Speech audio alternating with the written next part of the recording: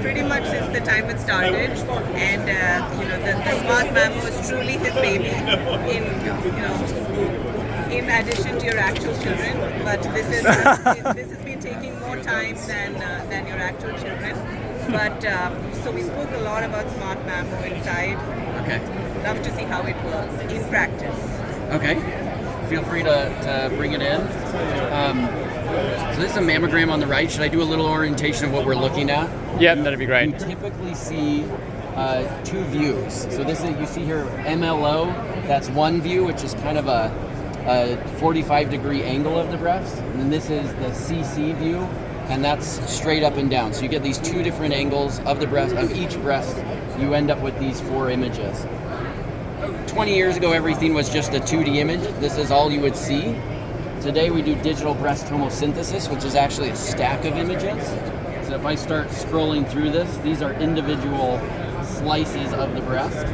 The reason that's helpful is you can have overlapping tissue on a 2D projection, and scrolling through this is like unwrapping the layers of the breast. So if you have two things that are like this and you're taking an image down here, you wouldn't be able to disambiguate.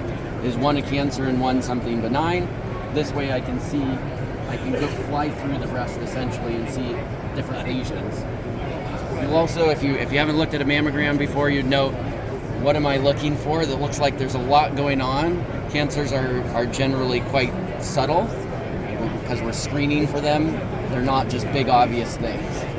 So in this case, I'm guessing none of you could point to where there's a cancer. Unfortunately. When we turn on our AI, puts on this red box. Oh, of course, it's right there. Yeah. And what you can see, there's a couple features to point out of the AI. This is called a synthetic image. It's giving me one view of the whole breast before I fly through.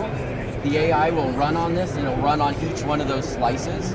And then what this box will help me do is I click here, and it'll take me right to the slice where this lesion is most conspicuous. So you can I'll do the same over here because you can see it in both views of the same breast. This thing has these little, they call them spiculations. It's where the cancer is growing and starting to pull on the tissue around it. And that's indicative of something dangerous. And if I were to scroll above or below this, you can't really see that very well.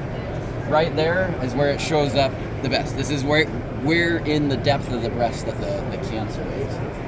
So you said before the AI tool, this was dependent on a clinician viewing this image to see they identify that suspicious of it. Is that what you're saying? So what they would It's do like is playing they- Where's Wally for like the whole day. It's Where's Waldo for hours, right? But it's a lot harder. Yeah. And if you miss Waldo, nobody dies, right? Yeah, So yeah. it's for radiologists. It's a lot of them don't like reading mammo because there's so much pressure.